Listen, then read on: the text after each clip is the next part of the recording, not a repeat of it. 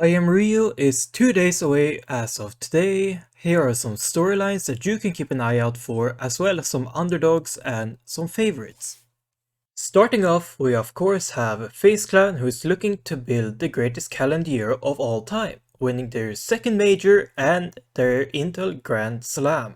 The other notable trophies they have won this year, if they were to win IEM Rio, would be the Antwerp Major, the IEM Cologne, and IEM Katowice. Navi is another team that's been struggling recently, having been in bad form, although for the RMR they did show slightly improvements. For the EPL, in the group stages they went 2 and 3, being the only team to ever qualify, going 2 and 3, meaning 2 wins and 3 losses. Other than that, in the playoffs, they didn't really impress, losing to G2, who would later on not even make it to the major, although different circumstances for that. Navi has been playing catch-up almost this entire year to FaZe Clan, coming in second place at the Antwerp Major and IEM Cologne, although they did manage to win the spring finals of Blast that was in Portugal. Other than that, there are still some uncertainties about the Navi roster, whether they will keep Samda Young or change him out for someone else. Although, as it looks like right now, they might keep him, considering there are not many options that are 1. Ukrainian, 2. that can get the job done. Would they accept any others, such as Yikinder, who would be Latvian? Sure, but Yikinder also went to Team Liquid as of, at least it's confirmed now. So it's a big problem considering the player base and who they have available for them. Vitality is a team that's been doing great recently, winning EPL, although we have to say after EPL there have been some struggles, mainly in the RMR, only managing to qualify for the Challenger stage at the Rio Major, as well as getting knocked out of the Fall Showdown in Blast, losing to Astralis in 3 maps, in which the last 2 were convincingly handed L's to you.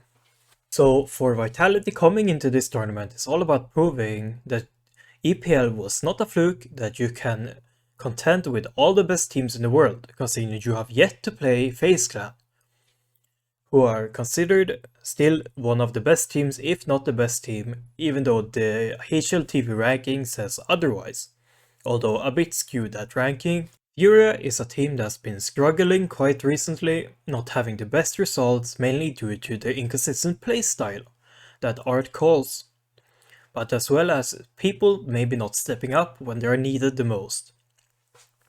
For Furia coming into this team, they really need to perform well, otherwise changes must happen in this team if they want to contend for titles. They have the home crowd support for this event, considering it's in Rio and Furia is a Brazilian team, so they have all the factors going for them. Although what I will say is Furia hasn't really been, making up grounds recently. So for Furia, it is really all about showing that you can be a title contender, considering how many months, if not years now, you have shown that maybe you're slowing down, maybe you need a change of playstyle, maybe even a change of coach, considering there are many great options in the South American region that could replace each player, maybe except Kisarato and Yuri. Cloud9 is a team that's very up and down quite recently. They beat FaZe in EPL, although FaZe were struggling quite heavily themselves, but then lost to Team Liquid. But it was not the fact that they lost, it was more how they lost. They missed easy grenade lineups and they did stupid mistakes that normally you would never see Cloud9 make. So for Cloud9 coming into this tournament, it's really now or never to show that you can win the biggest tournaments where the pressure is on. Otherwise they should be changing a player, considering that they are more or less otherwise bottlenecked with this team. Whether they need a new IGL or more firepower, considering right now there is only Axile and Shiro to a certain extent. Hobbit, Intris and Afni haven't really been lighting up the server recently. More specifically Hobbit, who is someone we look to and I look to put up at least a decent amount of frags. But recently he has been struggling and hasn't really been up to par, with how we expect him to be and how a championship caliber team should be playing. For G2 coming into this tournament is proving that they are championship contenders. Wait. Hey! Did someone fiddle with my papers? It says G2 should attend it! Man. Okay, G2 failed to qualify for the tournament, meaning they are not participating. Sad. Some underdogs to keep an eye out for are Outsiders, OG, Team Spirit and Furia, although for different reasons. None of them I really expect to win the tournament, but I can see them making Legends or Playoffs. Respectively, Team Spirit already in Playoffs of course, Furia, Outsiders and OG are not. So for them I'm all expecting them to make Legend stage. But the real question becomes when they come to Legend stage how far they can go. Like I said previously, Furia I have the expectations of them going to the playoffs depending on how I see them play. Of course, it's impossible for me to know right now, but I expect them to come in with good form and show that they are a good squad. For Team Spirit, there really is no pressure. You have young players who are still inexperienced on the top level. Even though they made the top 4 at the last major, no one can really expect you to do the same, considering your best player at that time, Dexter, left Team Spirit to go to OG. Which leads us to OG, who have been struggling very hard. Especially at majors, not making a single one except this one. So for OG, coming into this tournament is all about showing that you can compete and going as far as possible. Preferably to Legend stage, so you don't have to play the online qualifiers for the next one.